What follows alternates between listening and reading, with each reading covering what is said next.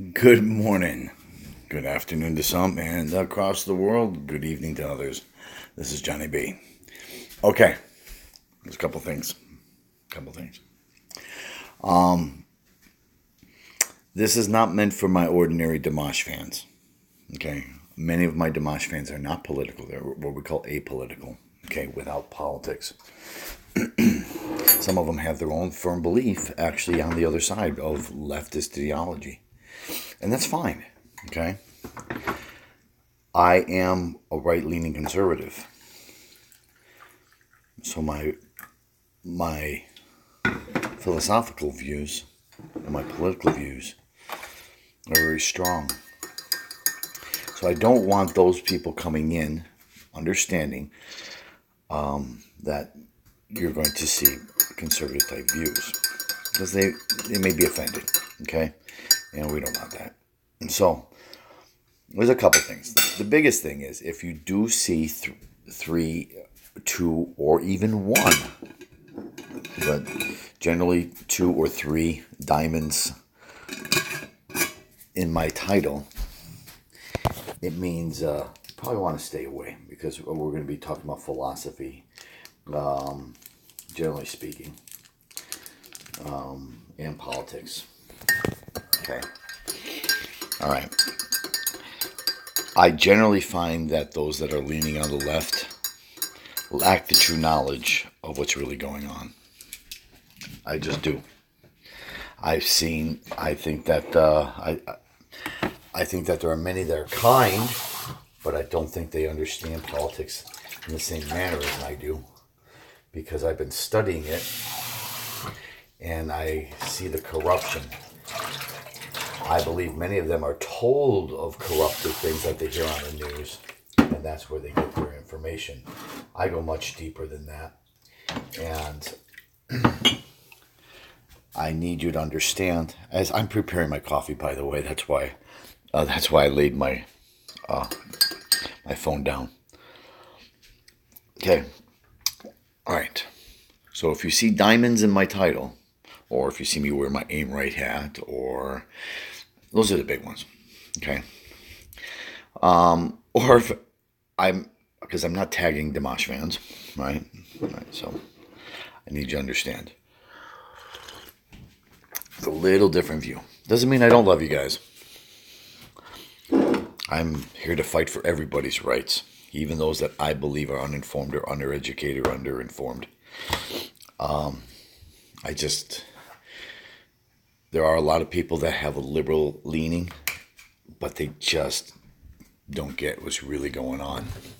I've seen it with my own eyes. I've heard it with my own ears. Okay? All right. Looks like I'm going to be sharing the couch with Timo. Timo has already taken my seat. Yeah, shall we look? Timo's taking my seat. Oh, Timo. He's taking my favorite seat. All right. I guess I'll be sharing with Timo. Timo, I'm going to share this seat with you, okay, boo-boo? Yeah, we're gonna share this one. Oh, I'm sorry. Did you want to go to sleep? You want to go to sleep? Okay. All right. He woke me up at 4:30 and I couldn't get to sleep. You know, he woke me up to go potty. All right. 18 weeks. That's more than 4 months of violent activity that's going on in France. The numbers are going down, but the violence is escalating. What I need you guys to understand is in the first 2 to even 3 weeks, the Gilets Jaunes was actually more right-leaning. It was the farmers and out-of-town people, and mostly conservatives. Then, at that time, I remember is that the left joined in. And the right thought this was a good idea for unity. It's never a good idea. And I'm going to tell you why. Because they're not left like liberal left. They're leftist anarchists. The movement of the yellow vests is no longer a right-leaning thing. Okay? How do we know this?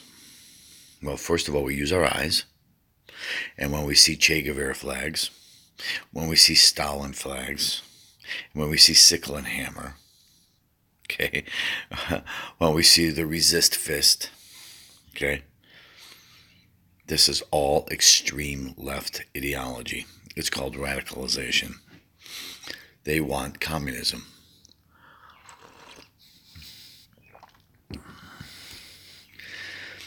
And I've told people the left will always fight with the left because they're looking for power. So you have the difference between globalists and these socialists. Okay, globalists.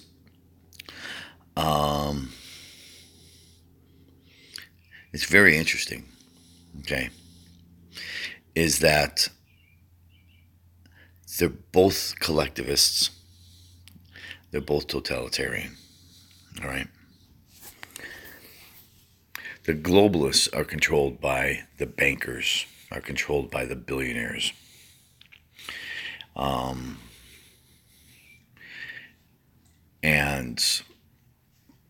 the leftist ideology, these anarchists, it's interesting. These are controlled by Marxist movement. Believe it or not, they both have Marxist movements.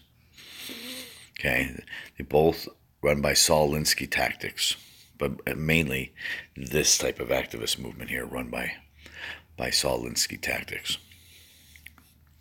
Okay, and the left is extremely good at it. That's another thing you'll know. The right is very poor at creating a movement like that. And there's generally a reason why. The right doesn't march. They vote. They will call and try to get somebody. They'll do petitions. They'll try to call somebody and complain. They'll petition. They love law and order. Okay.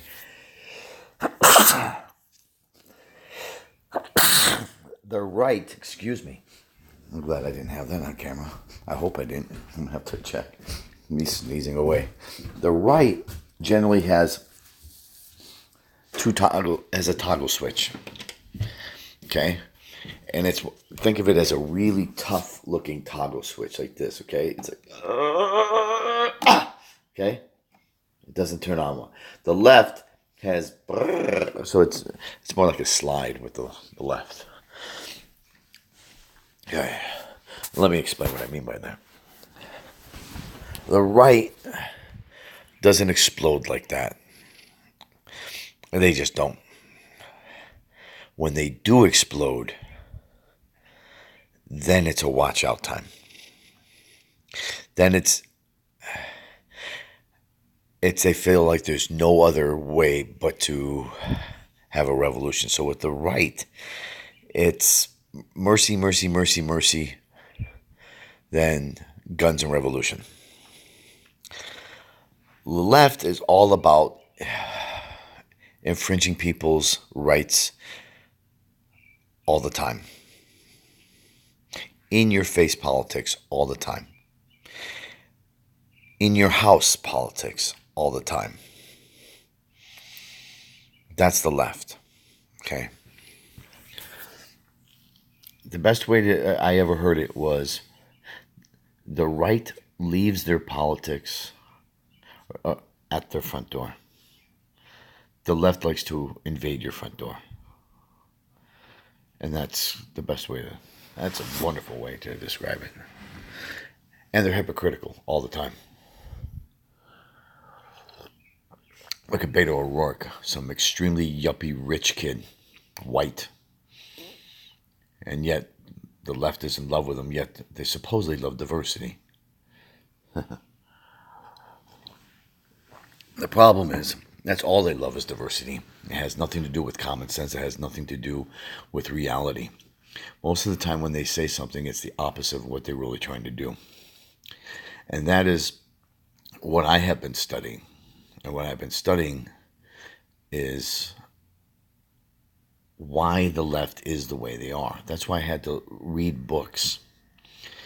And nothing was better than, you guys, if you actually start to delve into Herbert Marcuzza. Herbert Marcuzza was one of the founding fathers of the Frankfurt School. And he is the author of Identity Politics. Okay, it's called Critical Theory. Very famous book. Okay, and I believe it was 1968. And he talked about the use of identity politics to destroy people's free speech, people's use of religion. Okay, identity politics and virtue signaling. In order to push that movement, they needed to create a change in the era. We went from the Enlightenment period to something called the postmodernist era. So we went from objective facts to subjective facts. Okay? We went from objective science to subjective science. We went from Christianity to atheism. Okay? Because what this allowed was, it allowed a change, the next step, which would allow atheism to just progress. That next step was to find a way to actually allow homosexuality into people's lives. Okay. I have some very good friends whose sons or daughters are gay. And it was hard for them to hear this at first. It was. That children are actually indoctrinated. They're not born gay. But Giovanni. But. Yeah, so they would ask. All right. And I would say, okay. The Simon LeVay study in 1991 was completely fraudulent by George H.W. Bush. They end up having Simon LeVay do the study, and because he's a neuroscientist, he's also gay, he's an activist, and he thought that this would be the perfect study, but they caught his fraudulence because he said that the hypothalamus shrank if people were homosexual. No. It shrank because they had AIDS, not because they were homosexual. And his case study was too small. So about a year and a half later, Dean Hamer was commissioned by Bill Clinton. And the fraudulent activity that was going on was so big that there were actually reports of actually trying to arrest the team. Okay. He came out with something that was unreplicable. You can't duplicate it. And it's the XQ28 genetic marker. There's no such thing. It's bullshit. It's just bullshit. Okay. But they needed it to be true. Don't you find it odd that there was never any other studies? Just one study that says, ta-da, homosexuality is real, ta, and all of a sudden the whole world is supposed to buy it? Right? The whole world's supposed to buy it. Right? The president, the whole United States buys into it first. Why wasn't there any push? Okay? The activist groups were really strong. Okay? But what was the purpose of it? In other words, why did they make that study? What was the purpose of it? The purpose of it was to create a classification in the United States. There was no classification for homosexuals. They had to undo what we call the sodomy laws. They had to create a minor classification at that time for homosexuals, because now they had already worked in the 80s and the 70s of trying to make sure that homosexuality, when it was described, that it was no longer considered a mental illness. You see? They kept working at it. These were all done by political activists. Right? So The point was to get homosexuality in the door. It was never the end game. People are saying, yeah, but I don't get it. I'm not gay. My wife's not gay, but my kid's gay. I don't preach that. No, you don't. But your school definitely does. Yeah, even churches do. Yep. Community does. It's all over TV. It's all over music. It's all over Hollywood. You don't hang out with your children growing up in the same manner that your school does. No way, no how. Okay? And because of Equal Rights Amendment, women were working more. Like I told you before, David Rockefeller loved that. He was a big proponent of it. He goes, we get to induct your children even earlier, and we get to tax the women. We love it. Okay, so they get in, and just look up what happened in the 90s. They get in. Now, you think the activists would stop. It's like, no, it just grew. Because what happened at that point was now they could try to go after Christianity. Christianity can't be real. Are you telling us God, the Bible can't be real? It's all fake. Are you telling us that God actually would want homosexuals to die? It's already been proven that homosexual, actually, I can't even say the damn word. Homosexuality was actually genetic. It's not genetic. It was a lie. Okay? It was a lie. So, it get in the door. So now they're able to go after Christianity. They're able to go after fake science. 2 + 2 = 5. They were able to go after everything. Go after the sodomy laws. Go after. Don't take my word for it, guys. I want you to take none of my word for it. Why don't you go and check it out? Okay, and the rise of atheism and Satanism was on the rise. Okay, satanic cults, satanic churches, atheism, all on the rise. The rise of homosexuality. And now the next step, because they already got the LGB. Now we're needed to go for transgenderism. It was a scale.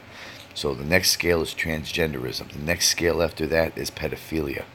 The next scale after pedophilia is incest. After incest is bestiality. After bestiality is necrophilia. After necrophilia is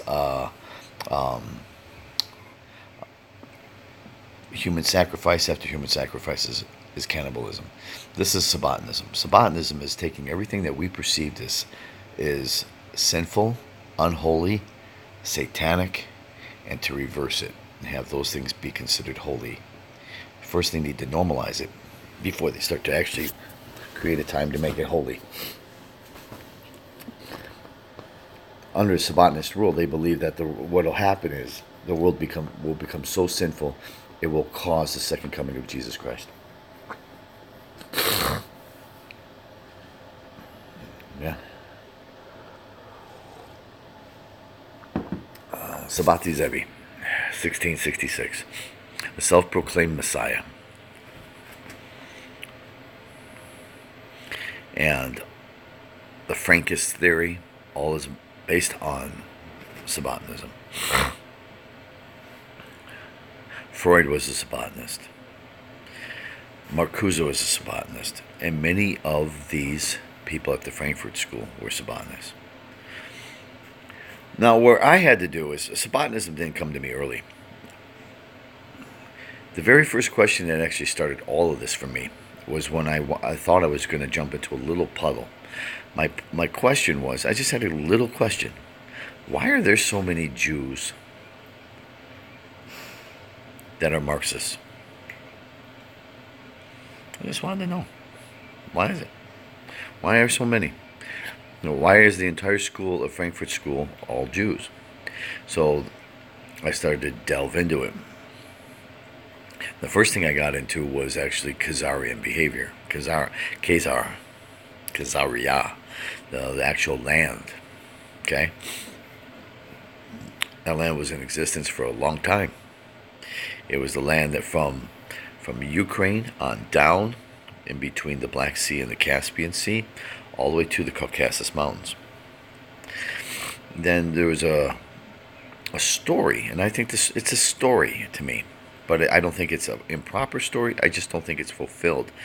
That around 724 AD, the Kagan, which is a king, the Khazarian Kagan,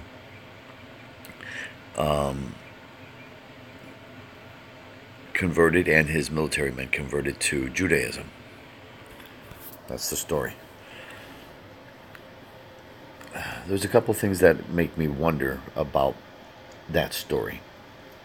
One, you have your pilgrim, you have your you have the people that live underneath you, that were Christian and Muslim, and they could have even had some Judaism. They could have had Jews, so like Sephardic Jews or whatnot. They couldn't have all. So my question was, how did they take it? How did they take the fact that the rulers were going to convert everyone to Judaism? Two, if they were going to convert everyone to Judaism, why didn't they really convert to Judaism? Why did they write their own Bible? They wrote their own Bible. It's called the Talmud. They had their own language. It was Turkic, Slavic, Han, it was a kind of mixture of everything. Some people said it was like a mixture of 5 different languages, but Turkic and Slavic and even some Germanic was in there. It was all part of that. There's not one word of Hebrew that is Yiddish. There's not one word of Yiddish that's Hebrew. The only thing they did was they stole the caricatures of the alphabet to give the appearance that they were Jews. If you read the 13th Tribe, or if you listen to people like Shlomo Sanz, who is actually a Hebrew, doesn't call himself a Jew, teaches in Tel Aviv, and his whole family are Jews. He believes that the true Jews, there are none, or very few people. They wanted to throw this guy out of Israel. Okay? But just listen to him. Okay? He speaks in broken English, but it's not too bad. And he's got quite a few interviews on YouTube you can listen to. All right. So, and like I said, then you start going into really big rabbit holes. You start going into the whole Illuminati thing. You start going into, it gets deep. So you start learning about the Khazarian behavior. Then you learn how Khazaria broke up, and then the religion called Ashkenazim was formed. You start to understand that any of those people that north of the Caucasus Mountains never had Semitic blood. Never. If they didn't have Semitic blood, why did they constantly push it that they had Semitic blood?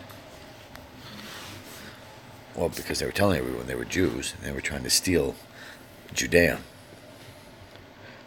Political reasons. Talk about the originators of Marxism, yeah? Use identity politics and virtue signaling.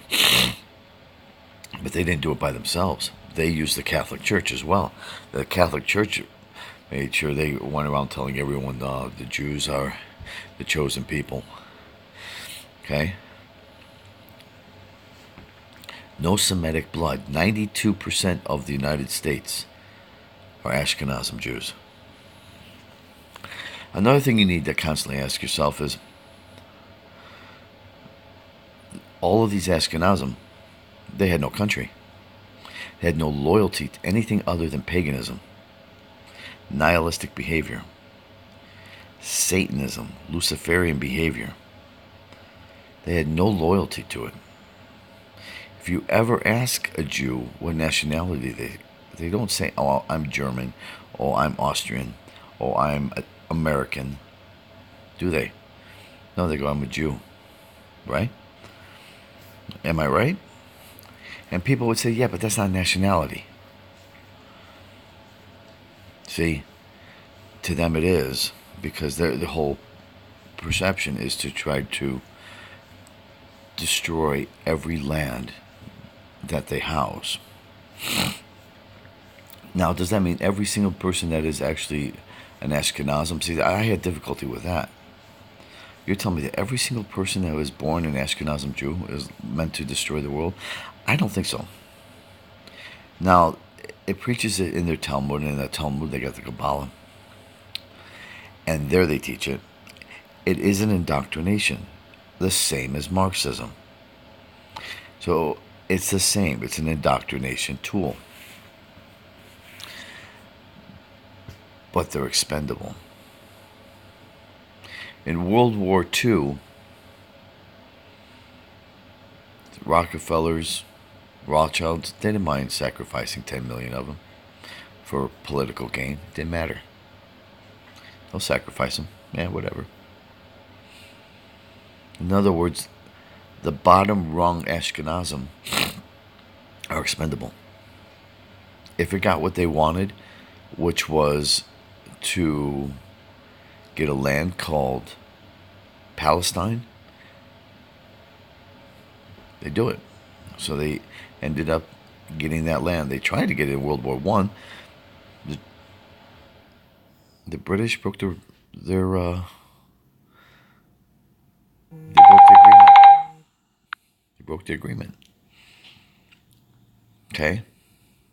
So they made sure that they got what they wanted after World War II. And by 1948, Israel was in existence. Now I always have a problem because I'm sitting there going, well, who do I follow? Because I don't follow the Zionists that are actually Rothschild Zionists. And I definitely don't follow the anti-Zionist type people like Soros. And somebody proposed a question. Doesn't mean that either of them are right. Doesn't mean that either of them are real Jews. I said, then who are? Aha.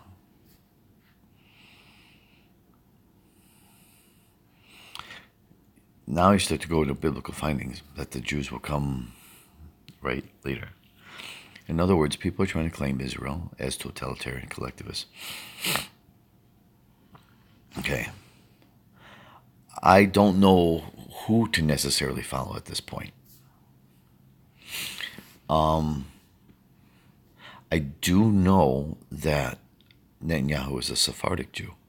That makes me feel a little better, even though I don't believe that the Sephardic Jews were as good as, but okay, I'll deal with that. The conservative Jews that are in America are on the side of Netanyahu as the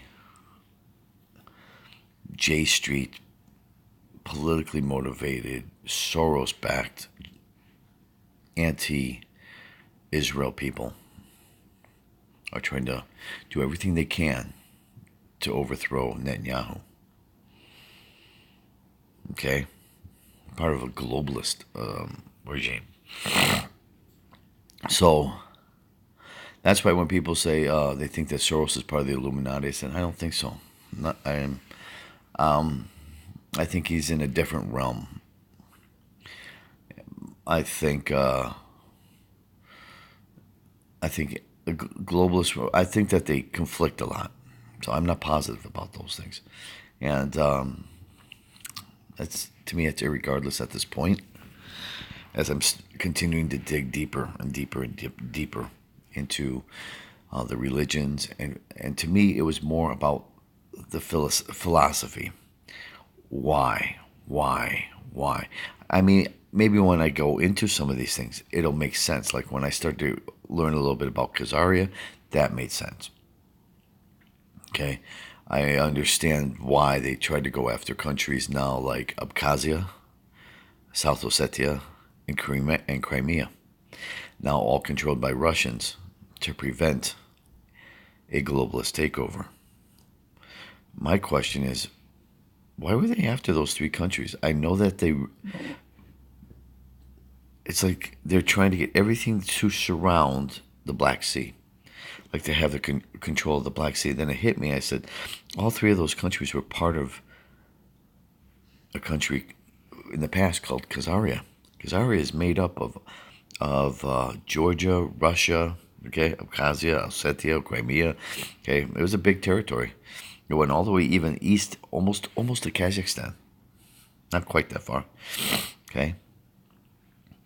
I even look at that for all my Dimash fans. I sit there and I go, that is a globalist built city. And if you see the symbolism that is used, it should scare the hell out of you. It's satanic symbolism used, including the phoenix, is the bird. Okay? If you look at how that city was built, it was built for a globalist takeover. And it's a real recent city. It's a new city. But would love to go there. And you can see that it was created by Freemasons. Again, secret societies, all these secret societies. Everyone talks about how these are all conspiracy theories.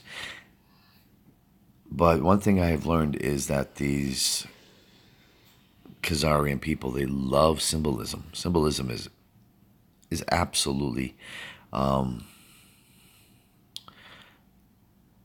it's inevitable, and they need it. Okay, they need it. So they do things in the open. Okay. And if you just say anything about it, they'll just say you're a conspiracy theorist.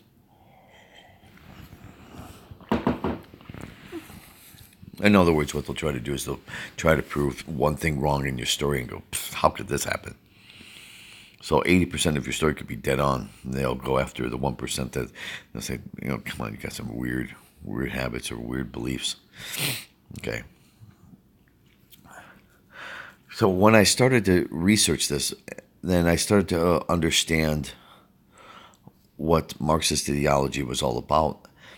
I could see the indoctrination really easy on the left. I could see it. I could even see the whole talking points, how they share the talking points, the echo chambers. I can see the plan, what they're doing. They're trying to create a one world order. That is why they need open borders. So somebody came in who was a Dimash follower and said, no, it is imperative upon us to help refugees. I agree. But we don't have to bring them all across every country and accept them. That's not the point. I said, that is foolish. And you're not looking at the whole picture. You're looking at a little tiny perspective of the picture. Okay? I'm looking at the whole picture going, I see what they're trying to do. And what they do is they tell you that one little perspective and go, oh, we're just helping refugees. And you're like, oh, I love to help people. Yeah? Okay. Many of the people on the left that aren't completely indoctrinated into Marxism, they're just underinformed. Right? They stay tuned to things like CNN, BBC, and just other indoctrination type media, and they don't get it. And part of it is because their soul doesn't believe that people are that bad. They're that bad. They are that bad. Part of it. And part of it is, that's not true. It is true. Like, it is very true what's going on. But you just have to open your eyes and see it. You really have to open your eyes. But many people on the left have what we call tunnel vision. Okay? And the reason is, I believe, is they have yet to have that moment of crisis. According to Yuri Bezmenov, people generally don't wake up out of that indoctrination unless they reach a time of crisis. Like me. Yep. I had to have a very big time of crisis in my life. Then I woke up. You lose your wealth, you lose your family, boom, all of a sudden you wake up, and you wake up fast. So the indoctrination isn't one where you have some boogeyman come up to you and go, I am indoctrinating you. No, it's done. Daily doses. It's put everywhere. In the media. It's done in everything. Politics. Everywhere. So,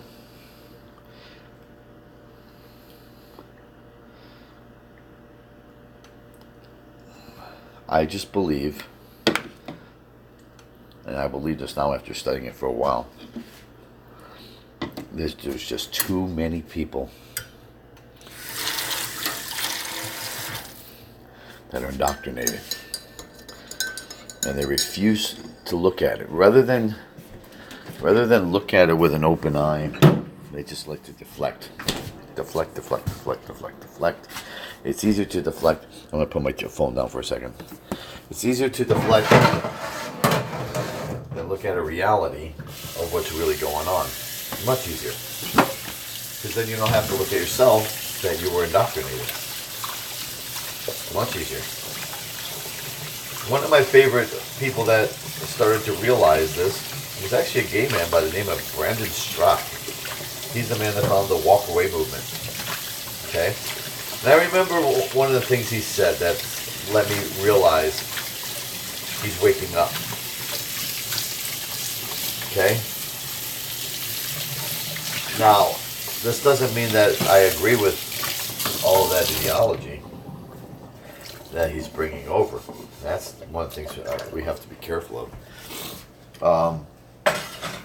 But the thing he said was, when people started pointing out to me these things, and I noticed them, and I noticed they were facts, I wanted to override what I was learning that was actual factual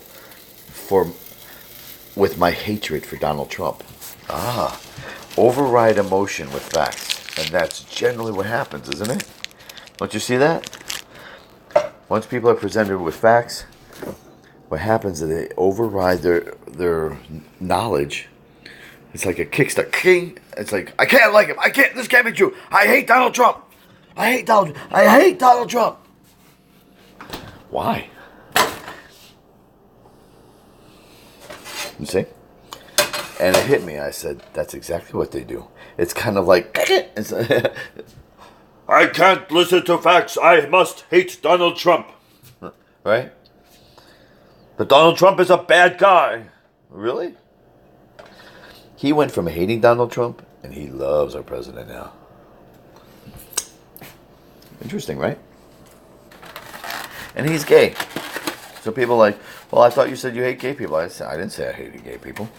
In fact, I am one of the big proponents that says once these children have been indoctrinated, because the hardwiring of the brain happens between age 4 to age 14. Again, don't take my word for it.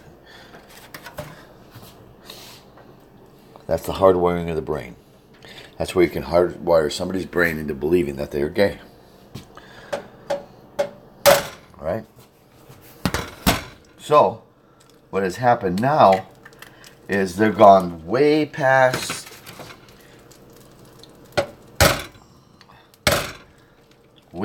sexual, the way you were born, supposedly, to identity, right? And now you even see homosexuals, they don't like the whole transgender movement, and there's some that don't believe that they belong in there. And they're right. Part of it is they're scared. They understand transgenderism is higher on their own scale of intersectionality. And they're afraid that they're going to lose their power to their own transgender people. Because they have more intersectional points. Identity. Yeah. Again, identity. At least the homosexuals believed in the science. It was fake science, but at least they believed in it. They thought it was science. Okay? Get my point? Identity is just 100% about subjective. I feel like a woman today. Really? You feel like a woman today? Yes, I feel like a woman today. I want to chop off my penis. Really? You don't consider that a mental disturbance? That you just want to wear a dress all of a sudden and you don't find it odd that you have a bunch of members in Hollywood and you got people like Prince Harry and they said they want to raise their child genderless. We're all part of it, people. We're going to raise our child genderless. That doesn't scare you? It should. It should. It should scare the piss out of you. Okay? This is all part of Marxism. Okay? All Marxist ideology. And what do we call that? What do we learn? It's called Sabotanism. Okay? So, alright. All I'm asking people to do is wake up. Just wake up. Wake up! When you wake up, and you're able to listen to real facts, then you won't be indoctrinated. Real facts. Good. Real facts. Not subjective bullshit. Okay? That's what needs to be done, people. Real facts.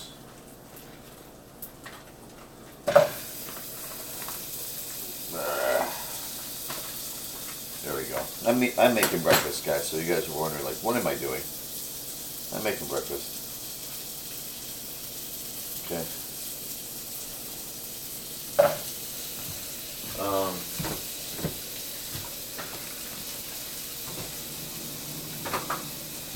Yeah, that's what I'm doing. I'm making breakfast.